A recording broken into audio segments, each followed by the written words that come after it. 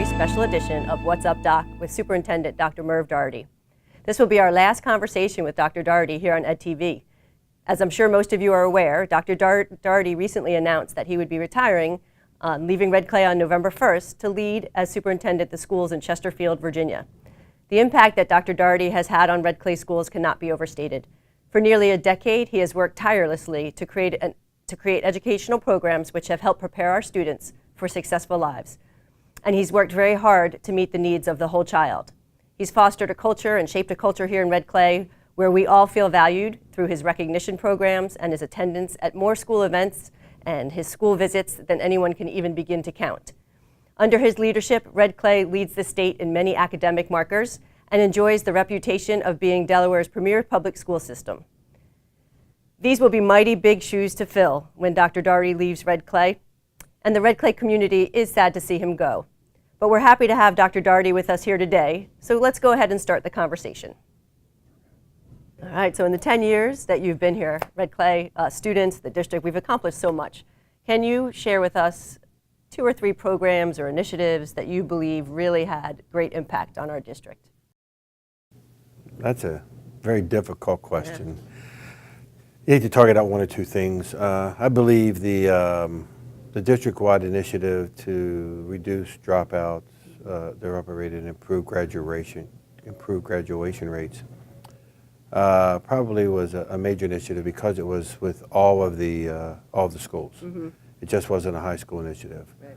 I think that's had a big impact on how we look at students, how we talk to them, how we help them get to the finish line. So I'm very proud of the staff, the principals, the administrative teams at schools, even the counselors and teachers for embarking on that. I think that's been a major impact. When you get down to a 0.9% dropout rate and you get to above 92% graduation rate, that data is real, and it means that we're impacting students and helping them. And there wasn't one program that we had. It was a multiple series, from looking at reducing obstacles from kids taking rigorous courses to looking at, the SAT, PSAT, to looking at AVID, how jobs for Delaware grads worked, how community schools worked, looking at even our curriculum and our Twilight programs. There were probably 12 to 15 pieces of this puzzle that all fit together, and they fit together very nicely because people bought into the program and realized, we have a very short window of time to help students, and let's make sure we do it immediately. Right. And if they're not coming, we'll go find them. I know that's what the leadership believes and has always done.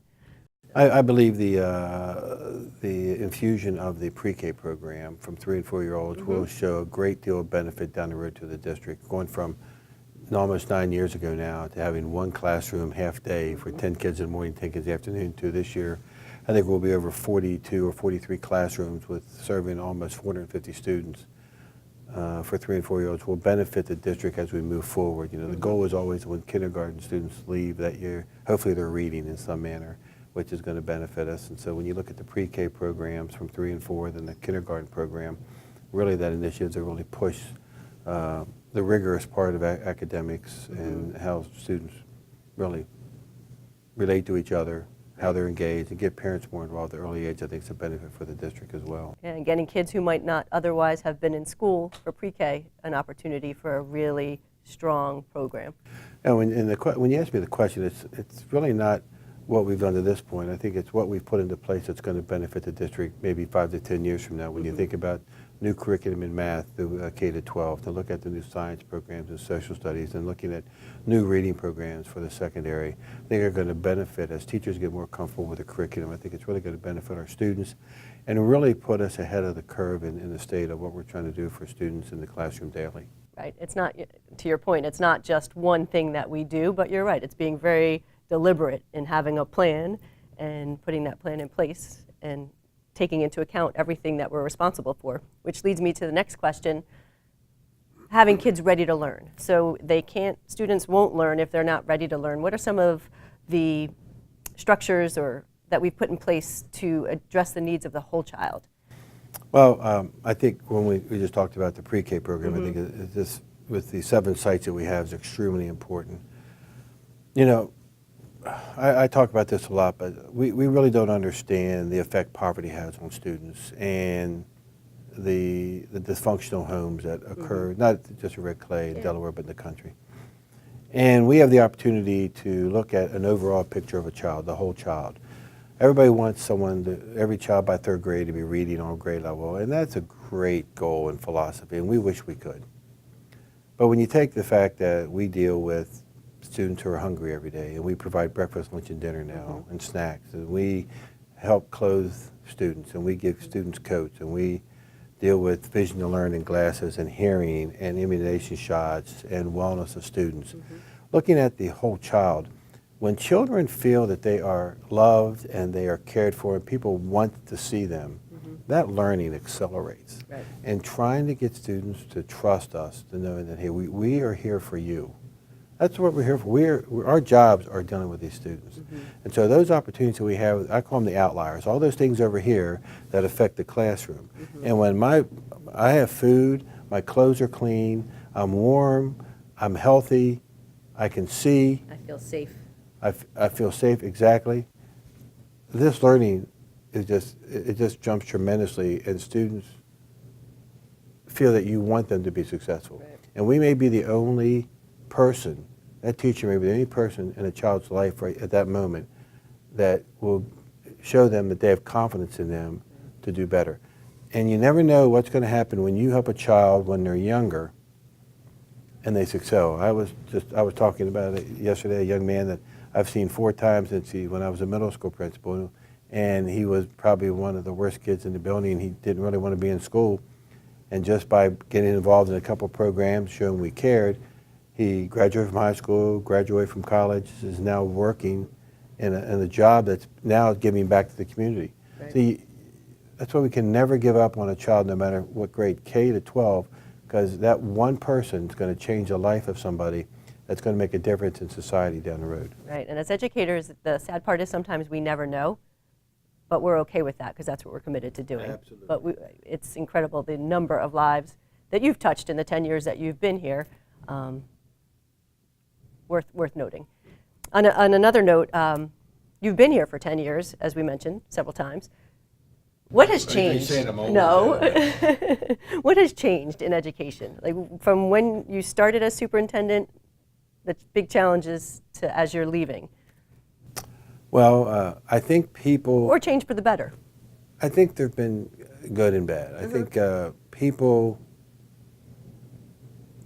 There are a lot of voices for education. It seems that if you went to school, you're an expert in education, or if you've read something, you're an expert in education. I think the value of a teacher by the community has impacted what we do in schools, because I don't think people think this profession as one that's valuable, where I think teachers are the most important people in our society. I agree. I think funding has affected education, and the funding changes when you're thinking about the needs for students with disabilities, English learners, when you think about poverty and all those factors that come into play, that the people who make decisions for funding really don't have a clear grasp of the needs that go on in the school. Mental health and traumatic experiences as well. On the other hand, we've seen greater collaboration, people wanting to work, greater partnerships, people wanting to be involved in schools, people seeing the need that college and career are important, that the trades industries are really reaching out now. The partnerships are starting to not just give money, but also put people in schools as mentoring. We've seen an increase in mentoring programs, which is very beneficial for students when you think you can go in once a week and sit down with a child and work with them for 30 minutes or an hour. That the relationships and building a bond is really important. But I think education is at a critical point that we have to get away from thinking about that one test is going to solve the issues of our society. Educators are graded every day by students going home and telling their parents, here was what my day was about. I think every parent will ask a child, tell me about your day, or did you have a good day, or what did you learn today? And one of the few occupations where every day, if I have 20 students in my class, 20 people are going home telling other people about what I did in class today. And so I think it's a very stressful job. I think it's become very stressful because everybody thinks the accountability is based on once a year instead of realizing that throughout this 180-day school year that we are judged every day, and when students leave us at the end of the year, are they ready to go to the next grade? I think that's the value that we have, and I don't think you can put that on a test. Should we be measured? Should we be assessed? Yes. But to say this is the only thing we do is not fair to the classroom teacher or the administrators of a building. And I think we need to be careful about that. We need to make sure our metrics are strong on how we really evaluate students, and are we building into that whole child? Yeah, and I think about also in 10 years, well, this is probably prior to 10 years, but we went from, I'm going to date myself now, the ditto, to every student having a Chromebook and not needing any paper anymore. Absolutely. So that's a huge change in education. And talk about where we are in Red Clay with technology and where you think we need to go next. It's exciting. The community supported us in the last operational referendum, and now really it's second graders now through 12th grade have their own Chromebook.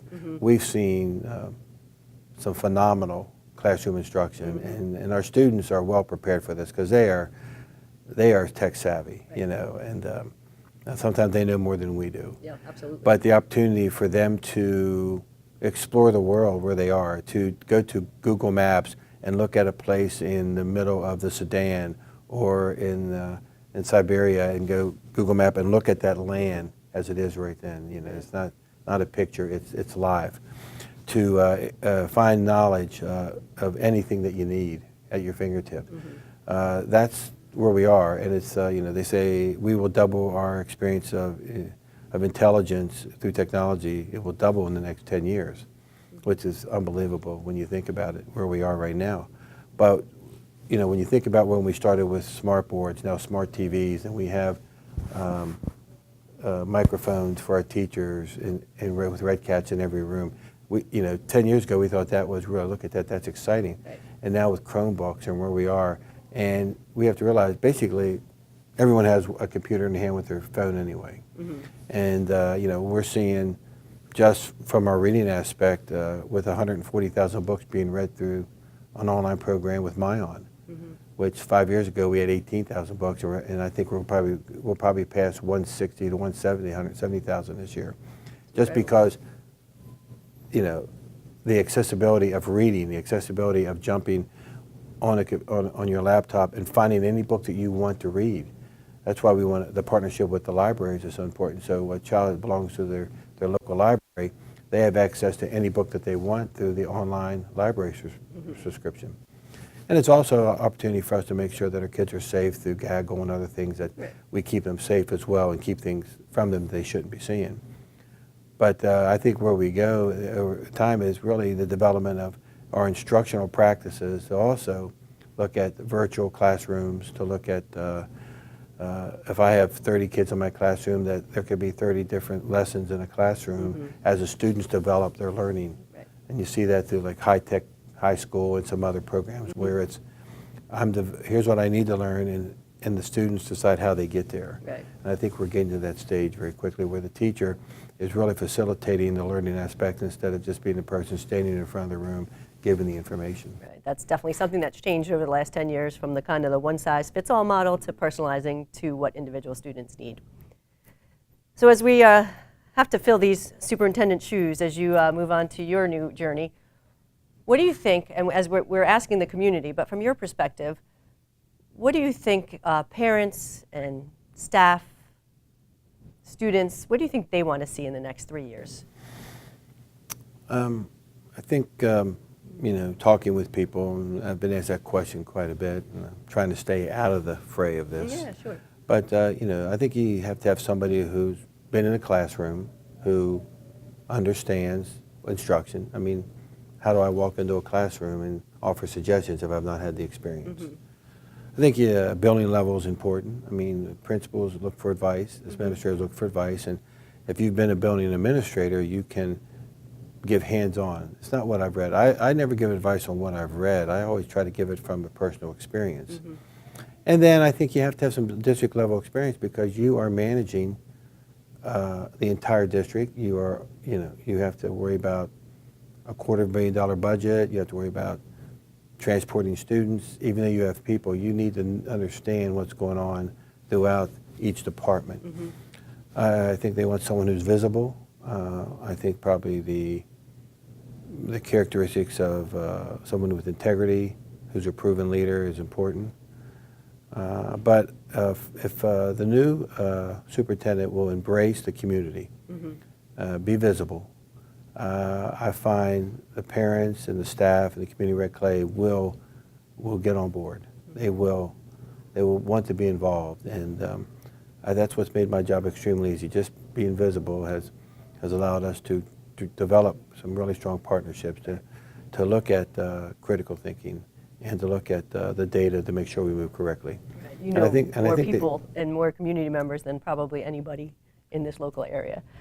But you know what? You answered a question I didn't even ask, so I'm sure that people are thrilled to hear what you think that the next superintendent should have. But my question was really, what do you think like the priority should be in the next 3 years? But I'm glad that you answered that question because I think people were really itching to know what the next superintendent should look like. But what do you think should be the focus areas as we move forward? Well, I think we have a very strong strategic plan Mm-hmm. where we're looking at continued proficiency and instruction. I think we will start to see some really strong growth with the new programs we put in, especially the curriculum. But I do believe the structure of the professional development should be a priority, how we make sure that we are providing our teachers with the tools they need, Mm-hmm. not just in the content, but also in the outliers, as we call them, students in poverty, students with trauma, mental health issues, other things that go on there that affect the teacher in the classroom. So a priority would be the instructional practices that we continue to push forward and to really trust the people that are involved in those departments to do that and take advice from them. Safety is always going to be an issue, and I think we've made great strides in that area. That's always number one priority. Yeah. That's more important to me than anything else that we do. And I think that's a priority as well. And the third priority would be that they're willing to continue to be outside the box. And I know that's a vague point, Yeah. but the not stay in this gauntlet where we are and to continue to expand and to see how we can get better. Right. And as we get better, and the example would be equity. How do we get better at what we do with equity? Mm-hmm. How do we understand each other better? How do we understand the cultures that we have in this district and the people we have so we can do a better job of serving and supporting the people that we have? Yeah, excellent point, excellent point. As you move on, do you have any things that you wanted to accomplish that didn't get accomplished? Oh, I have a list of things that I would have loved to dig into. Looking at the opportunity to put a secondary school on a college campus, I think that's something that's doable, and I think we have universities and colleges that would be willing to do that. Dell State runs a model right now, but it wouldn't be a charter school. I didn't want a charter school. I wanted to be a Red Clay school. Something that I wish we would have improved on at a faster rate, but I understood the issues, would have been our K-3 reading. That I felt we were making some movement, but it just wasn't at the pace we wanted to. But then I had to step back and realize where our kids were coming from, and the people were working hard. Right. And we're certainly not done trying. And I think that's something to keep pushing, which I know they will in the district as well. But the other things were little initiatives, just to help how we make schools better. How do we, the opportunity to redo 5 libraries this year was a big thing because it was an equity piece, Mm-hmm. and we wanted to make sure that those things were accomplished. Yeah. So as you think about your career, specifically the time you spent here in Red Clay, just share with us like what comes to mind as things that you're truly incredibly proud of. And there should be many things that come to your mind. So I'm not asking you to prioritize, but what just comes to your mind as you think about that question? you're going to miss something when you think about it this way. Yeah. I think how people feel about the district, I'm very proud of. I think we have a very good reputation. I'm very proud of the people that we have. I think we have some quality in the classroom, the administrators, district office staff. I think we just have some quality people. I'm very proud that I had a chance to know them, that I had a chance to work with them. I tell people all the time, superintendents is only good as the people around them, and make sure you have people who are smarter. And I think we have some unbelievable people that just really go out of their way. They care about kids. And you know my philosophy, if our philosophy isn't what you like, then red clay is not for you. And I think we have really worked hard in training administrators and working with teachers to promote the quality of the child. And that's what I'm very proud of. I could say about program A or program B, but I think it's the mindset that we have for children that really excites me and I'm very proud of. And I tell people the legacy that you want to have is that when you're long gone, that people say the one thing we remember that he cared about kids. Yep. And I was just going to say. And that's the issue that I have. I'm completely appreciative of the opportunities that you've given me, and I would say that about you, that you absolutely 100%, your decisions each and every time are about what's best for kids. And in the process, somehow you form these incredible relationships with the adults that you work with and the community that you work with. So from my perspective, and I think from many people's perspective, your legacy will be a very positive one. I think one of the things that any person who comes to try to fill these big shoes, a challenge that they're going to have is being as visible and as present at events, school visits, family functions. How did you do that? How did you make yourself so available to be in so many places? Can't give that secret. It's a secret?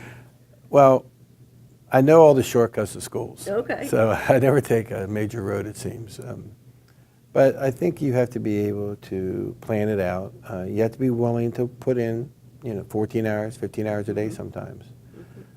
Day starts, around 6:15, 6:30, and if you get home between 8:30 and 9, okay, that's a good day.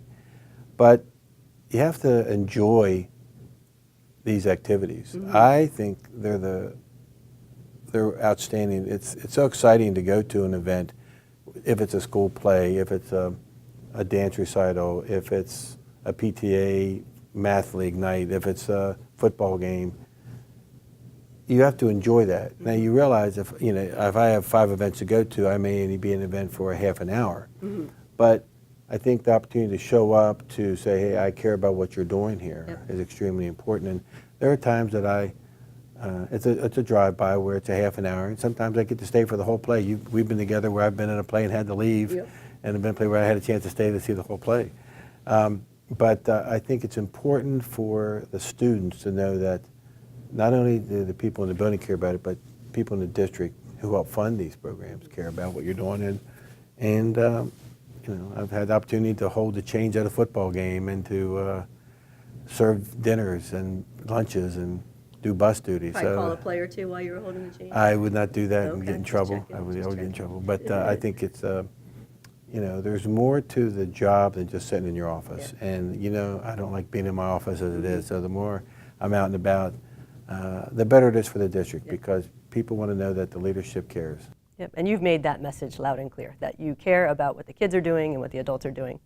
So before we end, is there any message that you'd like to leave us with, anything you'd like to add?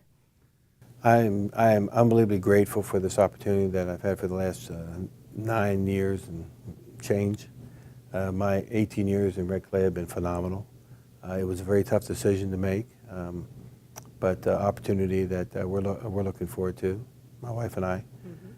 We know absolutely no one in Chesterfield, so we're excited about it, almost like a new mission field. It's a good thing you really like each other, right? Yeah, it is. For right now, we're still talking to each other. But I'll leave with nothing but fantastic memories of the people. The accomplishments, the things that we did were secondary, that we were able to touch the lives of kids, and I think that's going to be the things that I take away. First and foremost. Yeah. Well, thank you. It's been my pleasure. Thank you, Amy. I appreciate it. Well, that's all the time we have today. just want to take this opportunity on behalf of myself and the entire Red Clay community to thank you, Dr. Daugherty, for all that you've done in Red Clay, for your dedication to the community, the students, the staff. You will sincerely be missed here at Red Clay.